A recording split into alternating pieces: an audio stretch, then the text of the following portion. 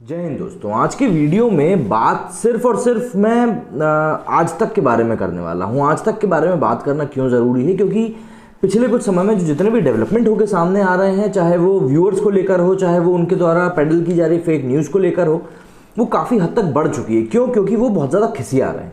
तो इस चीज़ को हम ज़रा क्रमबद्ध तरीके से देखते हैं और थोड़ा कोशिश कीजिएगा लंबे समय तक मेरे साथ रहने की, तो आपको भी ये चीज़ समझ में आ पाएगी अच्छे से।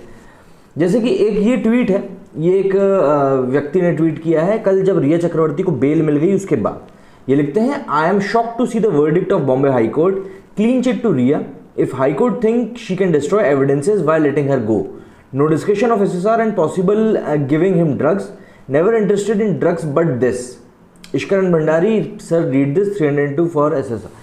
तो ऐसा करके इन्होंने पूरा ट्वीट किया। ये ट्वीट मैं आपको बता रहा हूँ जिससे कि आपको मनोदशा पता चल सके देश की इस वक्त क्या है। जो लोग सुशांत सिंह राजपूत के मामले में शुरुआत से जुड़े हुए हैं, उन लोगों की मानसिकता क्या है, क्या उनकी मेंटालिटी हो चुकी है इस समय, और किस तरीके से वो फील कर रहे हैं कल जो रिया को लेकर फैसला आया है उसके बाद। पहली चीज़ तो एक चीज़ मैं ये क्लियर कर दूँ कि यहाँ पे लिखा हुआ है क्लीन चिट टू रिया। तो देखिए, क्लीन चिट जो है वो नहीं दी गई है, सिर्फ बेल दी गई है। और क्लीन चिट बेल भी इसलिए दी गई है क्योंकि एनसीबी ने जो आरोप लगाए हैं उन आरोपों को पुख्ता करने के लिए एनसीबी सबूत नहीं दे पाया है। हाँ, उन्होंने कोर्ट ने ये कहा कि ठीक है, ये इस बात का जिक्र है कि रिया ने पैसे दिए, पर रिया फाइनेंस कर रही थी पूरी तरीके से उन सब चीज़ों को, ये चीज़ अब सिद्ध नहीं कर पाए। और क्योंकि शौविक चक्रवर्ती को उस पूरी ड्रग्स चैनल की लाइन का एक लिंक माना गया है, इसलिए उसको बेल नहीं मिली है।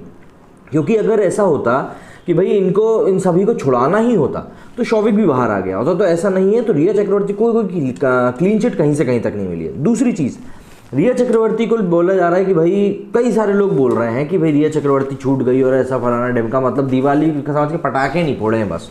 तो पहली चीज़, रिया चक्रवर्ती का पासपोर्ट जब्त हो चुका है, अब वो बाहर देश के नहीं जा सकते, उनको परमिशन मांगनी होगी। दूसरी चीज़, 10 दिनों में उनको पुलिस के सामने जाके हाजिरी लगानी होगी, जो कि एक मुजरिम करता है। वो होता है ना, कुछ सजा याफ्ता मुजरिम होता है, उसको बोला जाता है भैया तुम आके कोर्ट में सिग्नेचर, संबंधित जो भी आपका लोकल थाना है वहाँ पे आके सिग्नेचर करके जाना, वो करना होगा। तीसरी, 1 लाख रुपए के पर्सनल बॉन्ड के ऊपर उनको जमानत मिली है। तो ये सब चीज़ें एक मुजरिम के साथ होती हैं, उनको कोई बाइज्जत बरी नहीं किया गया। तो ये चीज़ यहाँ पे आप लोग समझिए, और जो लोग डिमोटिवेट हो रहे हैं इस चीज़ को लेकर, वो लोग इस बात को अपने दिमाग से बिल्कुल निकाल दो कि उनको बाइज्जत बरी किया गया है।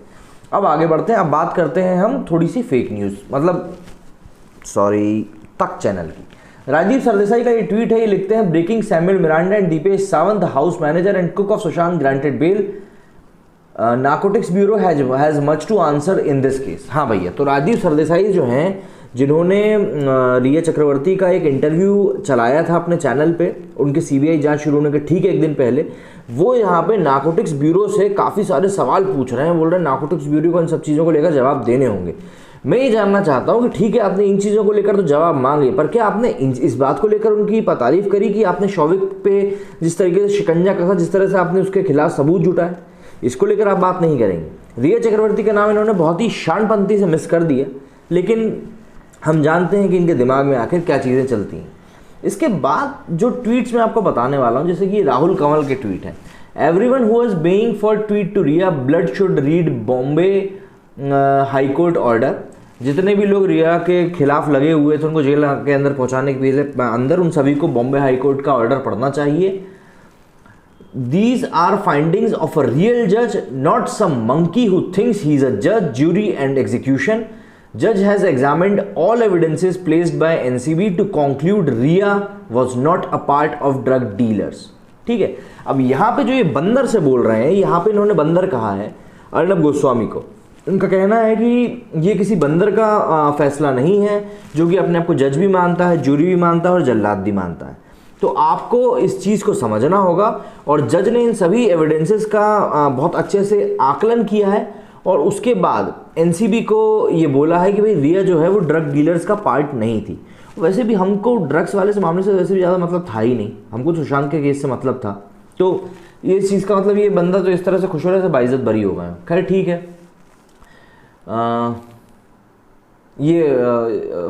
मतलब बहुत तरह तरह की बातें इन लोगों ने कही हैं, जैसे कि बॉम्बे हाईकोर्ट से रिया को जमानत एनसीबी के लिए झटका है। अच्छा, एनसीबी के लिए झटका है।